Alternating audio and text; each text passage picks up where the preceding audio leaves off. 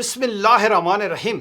अस्सलाम वालेकुम नाजरीन, मैं हूं जीएम जमाली और आप देख रहे हैं डिजिटल के सबसे बड़े चैनल न्यूज़ पाकिस्तान का प्रोग्राम ए टू जी। नाजरीन, अहम खबर है कि वज़ीर आज़म शहबाज शरीफ ने सऊदी पहुंचकर सऊदी हुक्मरानों से अहम उमूर पर गुफ्तगू की है, जबकि ज़राए से ये भी खबर मिली है कि वज़ीर आज़म या शहबाज शरीफ के आला सतही वफ़द ने ईरान अमरीका मज़ाकराती अमल से मुतल्लिक़ तफसीलात से भी सऊदी हुक्मरानों को आगाह किया है।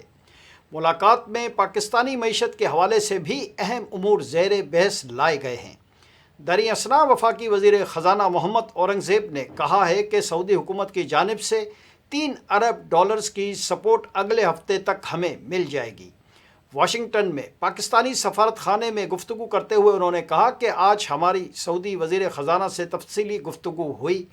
पिछले जुमे को भी इस्लामाबाद में सऊदी वज़ीर ख़जाना से गुफ्तगू हुई थी। वफाकी वज़ीर ख़जाना मोहम्मद औरंगज़ेब ने कहा है कि सऊदी वज़ीर ख़जाना ने वाज़ेह तौर पर बताया है कि 3 अरब की सपोर्ट इजाफ़ी डिपॉज़िट्स की सूरत में अदा की जाएगी। उन्होंने कहा कि हमने पिछले हफ्ते 1.4 अरब डॉलर्स की अदायगियाँ की हैं। तमाम अदायगियाँ वक्त पर करेंगे। वज़ीर ख़जाना का कहना है कि 5 अरब डॉलर्स के डिपॉज़िट की भी सालाना रोल ओवर के बजाय 3 साल की तोसी हो जाएगी। सालाना रोल ओवर के बजाय इसकी मेचोरिटी 2028 तक जाएगी। उनका ये भी कहना था कि सऊदी अरब की हुकूमत के शुक्रगुजार हैं। सऊदी वली अहद मोहम्मद बिन सलमान और सऊदी वज़ीर ख़जाना का शुक्रिया अदा करता हूँ। दूसरी जानिब आलमी मालियाती इदारे यानी IMF ने ख़बरदार किया है कि ईरान के ख़िलाफ़ जारी जंग के असरात आलमी मईशत पर पड़ना शुरू हो चुके हैं और नुकसान पहले ही हो चुका है। वाशिंगटन में जारी स्प्रिंग मीटिंग्स के दौरान IMF ने अपनी रिपोर्ट में कहा है कि अगर जंग फौरी तौर पर ख़त्म भी हो जाए तब भी आलमी इक़्तिसादी तरक्की में कमी देखने को मिलेगी। ताहम अगर तनाज़ा तवील हुआ और तवानाई के शोबे को मज़ीद नुकसान पहुँचा तो आलमी शरह नमू कम होकर 2% तक आ सकती है, जबकि अगले साल महंगाई में 6% से भी ज़ायद इजाफ़ा मुतवक्का है। IMF के मुताबिक इस जंग के मुआशी असरात तमाम ममालिक पर यकसा नहीं होंगे, ताहम मशरिक़ वस्ता के तेल पैदा करने वाले ममालिक पर इसके शदीद असरात मरतब होंगे, जबकि तरक्की पजीर ममालिक को अमरीका के मुकाबले में तकरीबन दोगुना ज़्यादा मुआशी नुकसान उठाना पड़ सकता है। इदारा ने ख़बरदार किया है कि अगर ईरान के ख़िलाफ़ जंग में शिद्दत आई और तेल की फ़राहमी मुतासर होती रही तो दुनिया कसाद बाजारी के धाने तक पहुँच सकती है। बदतरीन सूरत हाल में आलमी शरह नमू 3.1% से कम होकर 2% तक गिर सकती है। रिपोर्ट के मुताबिक ऐसे हालात में तेल की कीमत 2026 में औसतन $110 फ़ी बैरल और 2027 में $125 फ़ी बैरल तक पहुंच सकती है, जबकि अगर जंग मुख्तसर मुद्दत की रही तो 2026 के दूसरे निसफ में तेल की कीमतें मामूल पर आ सकती हैं और औसत कीमत $82 फ़ी बैरल रहने का इम्कान है। दरमियानी मंजरनामे के तहत अगर जंग तवील होती हुई तो इस साल की तेल की कीमत तकरीबन $100 फ़ी बैरल और 2027 में $75 फ़ी बैरल रह सकती है, जबकि आलमी शरह नमू 2025 के 3.4% से कम होकर 2026 में 2.5% तक गिर सकती है। IMF के चीफ इकनॉमिस्ट ने कहा है कि तवानाई की मुसलसल रुकावटों और जंग के ख़ात्मे का कोई वाज़ेह रास्ता न होने के बायस दरमियानी या मनफी मंजरनामा ज़्यादा हकीकत पसंदाना दिखाई दे रहा है। नाज़रीन, इधर वफाकी वज़ीर दाखिला मोहसिन नकवी ने चीनी कौंसलेट कराची का दौरा किया, जहां उन्होंने चीनी कौंसल जनरल योंग युनडुंगो से मुलाकात की। मुलाकात में पाक चीन दो तरफ़ा ताल्लुकात, चीनी सरमायाकारों को दरपेश मसाइल, सहूलतों की फ़राहमी और सिक्योरिटी उमूर पर तफसीली तबादला ख़याल किया गया। मोहसिन नकवी ने पाकिस्तान में मौजूद चीनी शहरियों के तहफ़्फ़ुज़ के लिए किए गए इक़दामात से भी आगाह किया।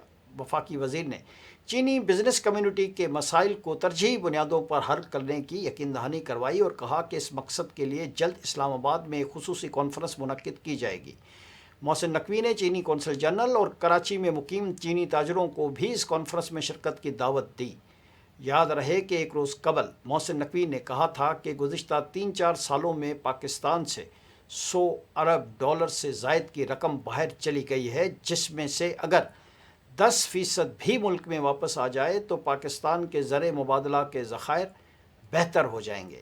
جی ناظرین، ایک اور اہم خبر سے آپ کو آگاہ کریں کہ امریکی صدر ڈونلڈ ٹرمپ نے عندیہ دیا ہے کہ ایران اور امریکہ کے درمیان مذاکرات کا دوسرا دور بہت جلد شروع ہو جائے گا، جبکہ دوسرا دور پاکستان میں ہونے کے بہت زیادہ امکانات ہیں۔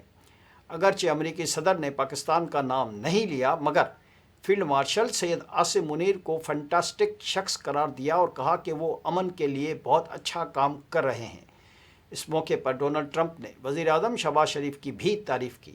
علاوہ ازیں یہ بھی امکان ظاہر کیا جا رہا ہے کہ ایران امریکہ معاہدے کے لیے ڈونلڈ ٹرمپ خود پاکستان آئیں، تاہم ابھی اس حوالے سے کسی قسم کی کوئی تصدیق نہیں ہوئی ہے۔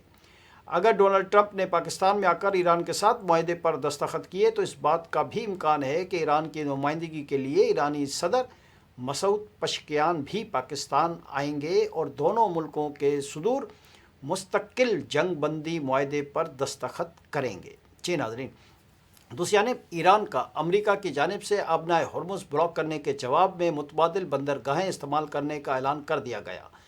ایرانی میڈیا کے مطابق امریکی پابندیاں بائی پاس کرنے کے لیے جنوبی ایران میں متبادل بندرگاہیں استعمال کریں گے۔ دریں اثنا امریکی جریدے نے اپنی رپورٹ میں کہا ہے کہ امریکی ناکہ بندی کے باوجود 24 گھنٹوں میں 20 سے زائد تجارتی جہاز آبنائے ہرمز سے گزر چکے ہیں۔